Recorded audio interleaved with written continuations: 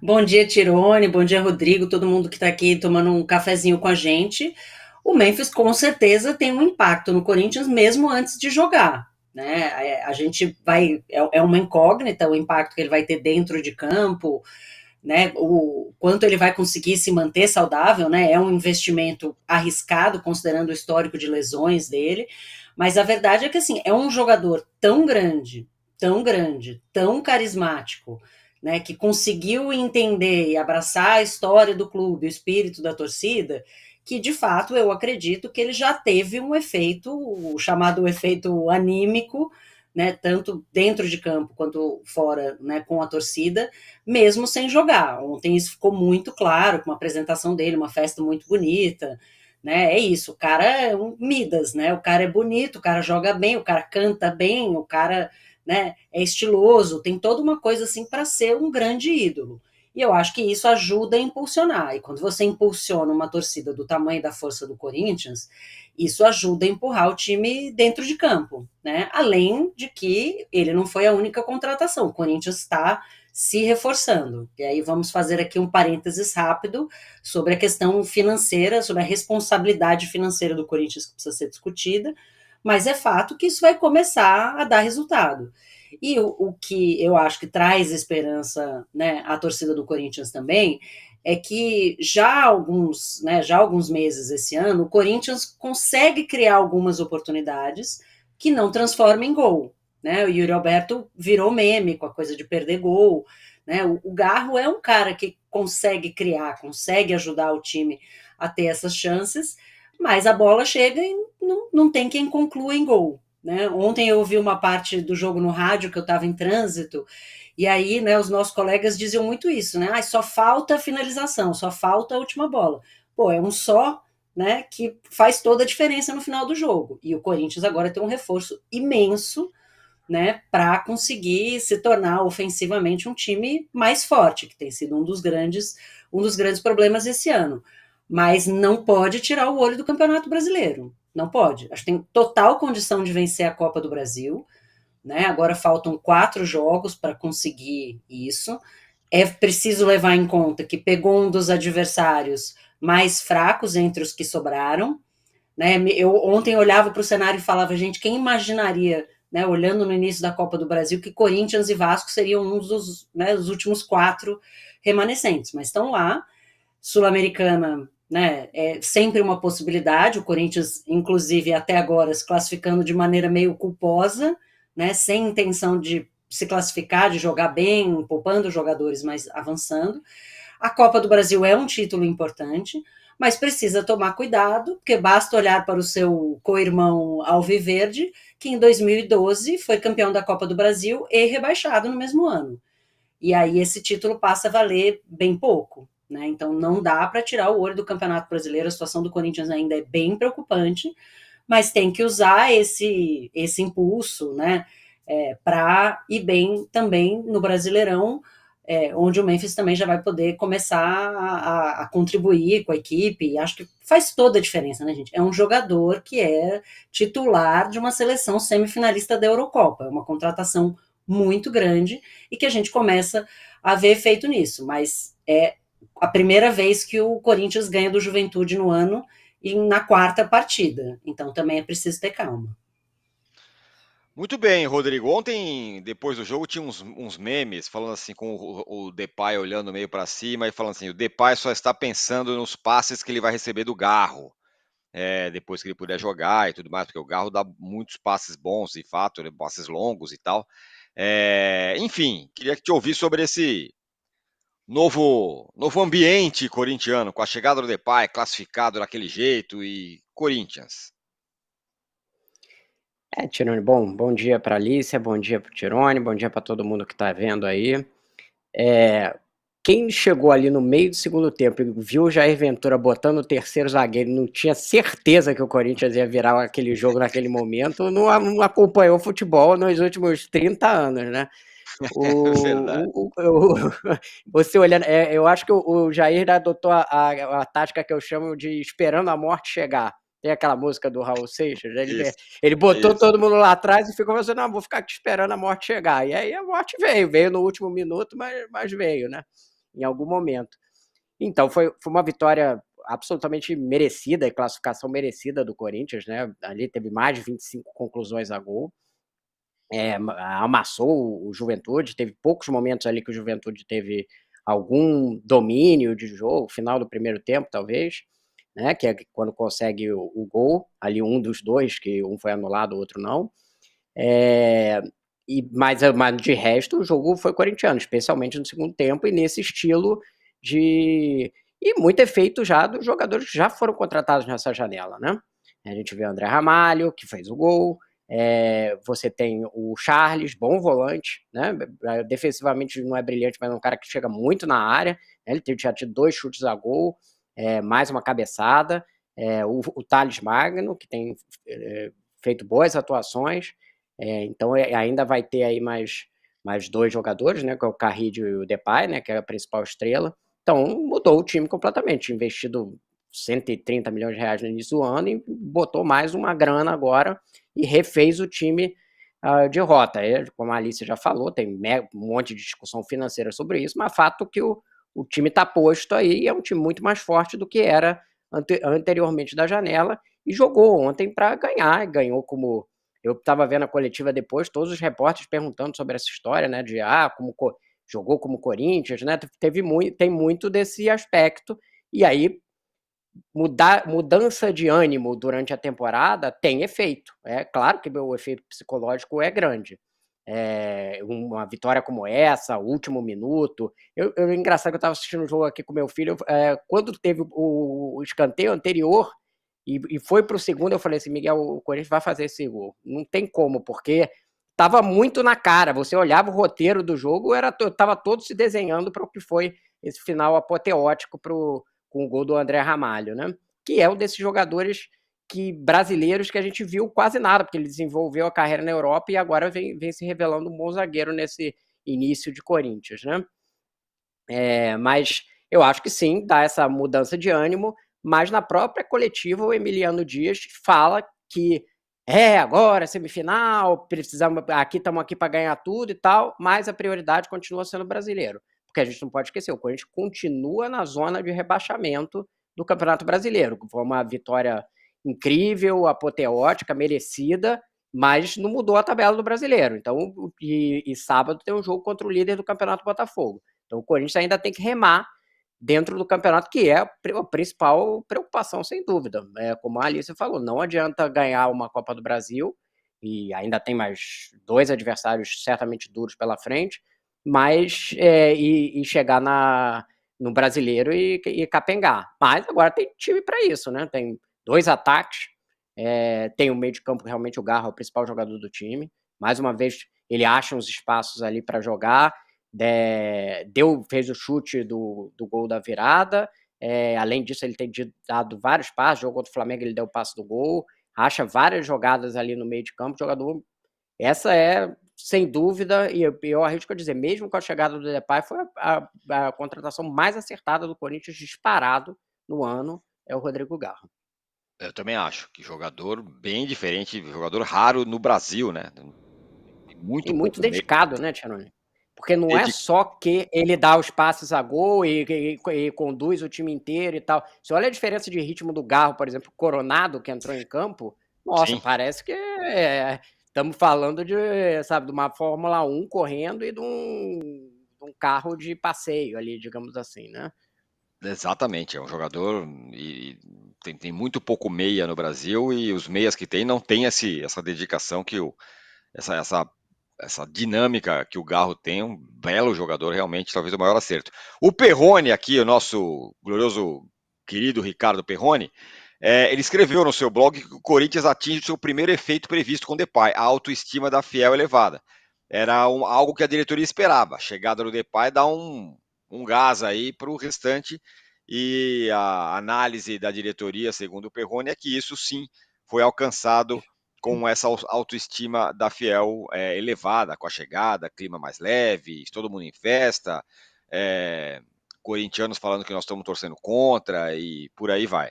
Agora, de tudo isso que o Rodrigo falou, Alicia, vou discordar apenas de um ponto, sobre a prioridade do Corinthians.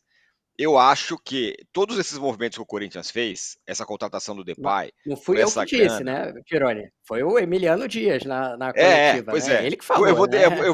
eu vou discordar do Emiliano Dias, porque eu acho que, na verdade, a diretoria ela colocou todas as suas fichas na conquista de um título. E eu explico por quê. Se o Corinthians escapar do rebaixamento e não ganhar nada, ele vai ter um 2025 incompatível com esse elenco que ele montou, com essa turma toda aí.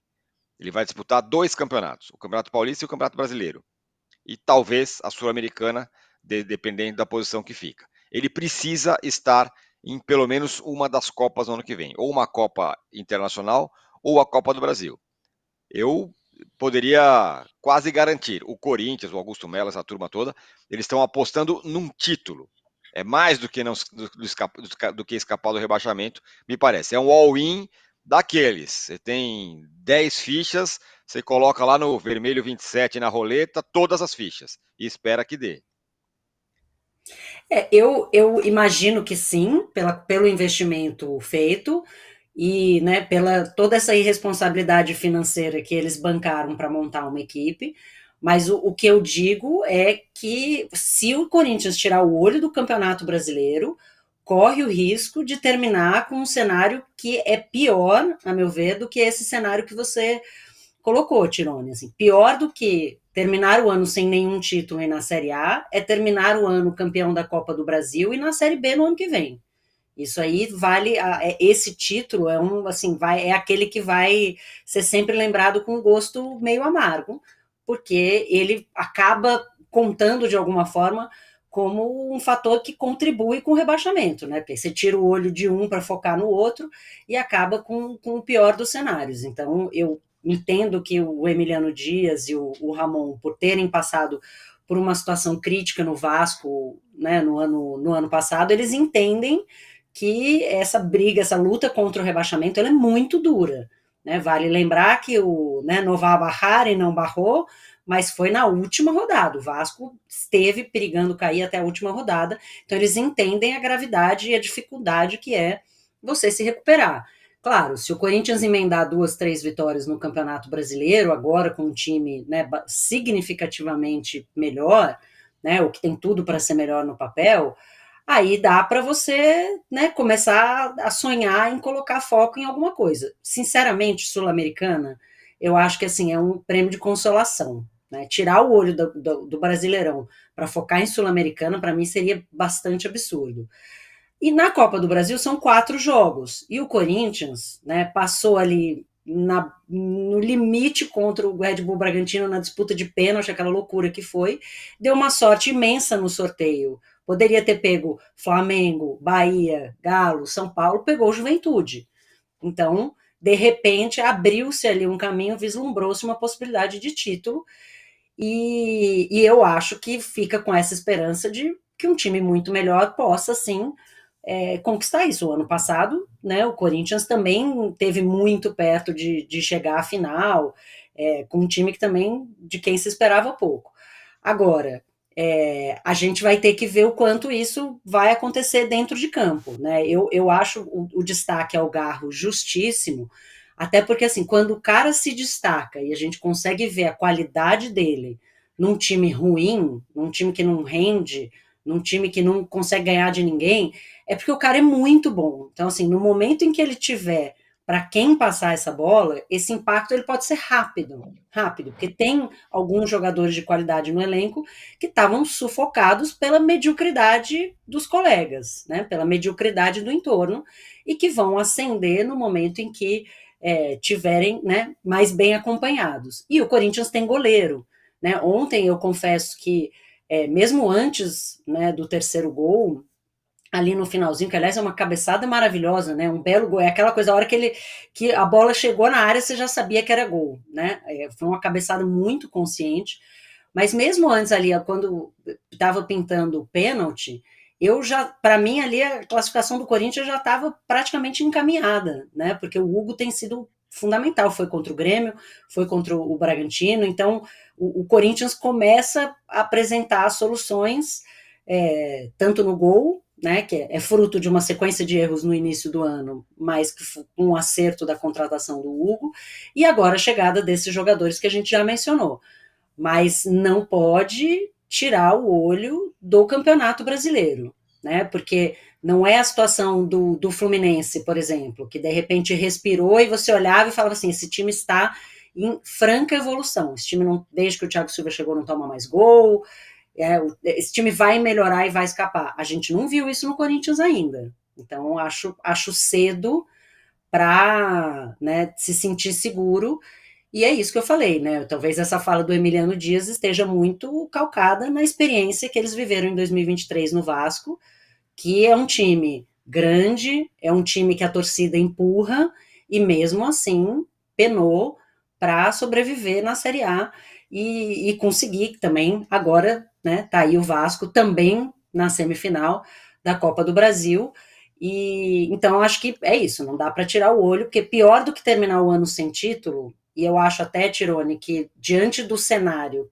que o Corinthians montou para si mesmo no início desse ano, que parecia muito trágico, se o time terminar aí vivo e com uma contratação do tamanho do Memphis, não acho que vai ter sido um ano trágico, não. Trágico mesmo é cair para a Série B, e eu tenho certeza que muita gente ali dentro do elenco e a comissão técnica entendem isso, e não espero que não se deixem impressionar, né, pela diretoria que quer ter troféu para mostrar, porque realmente o importante é ficar na Série A.